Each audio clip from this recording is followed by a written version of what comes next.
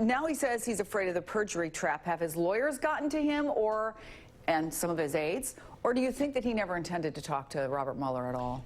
I don't, it's unclear. I think Donald Trump personally is so narcissistic, he probably thinks he can talk his way out of this. I think it's more the former you mentioned. His attorneys have probably convinced him that this is questionable and maybe even a perjury trap.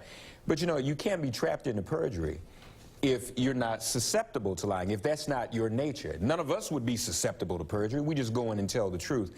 I think what he's doing today, or what he's done overnight with this whole thing about running it if he wants to, it's another way for him to distract and try to control the narrative.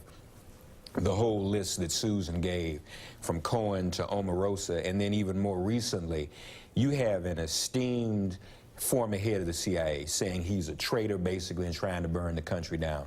You also have, he can try to spin it to the base as much as he wants to, but you have sort of a resurrection of the John Dean affair. You have Don McGahn talking to Mueller, and I don't care what Don McGahn's lawyer says about it not being incriminating. If Don McGahn just says what we already know, that he had to threaten to resign to prevent Trump from forcing him to fire Mueller, that's incriminating on its own face, and I don't think he denied that at all. So I think all of this, again, is a way for him to try to convince those who still support him that he's still in some type of control when he absolutely is not. And I agree with Susan, he might very well try to fire Mueller or fire Rosenstein, but then I think we should go ahead and brace ourselves for a constitutional crisis. We should go ahead and brace ourselves for a constitutional crisis. We should go ahead and brace ourselves for a constitutional crisis. We should go ahead and brace ourselves for a constitutional crisis. We should go ahead and brace ourselves for a constitutional crisis.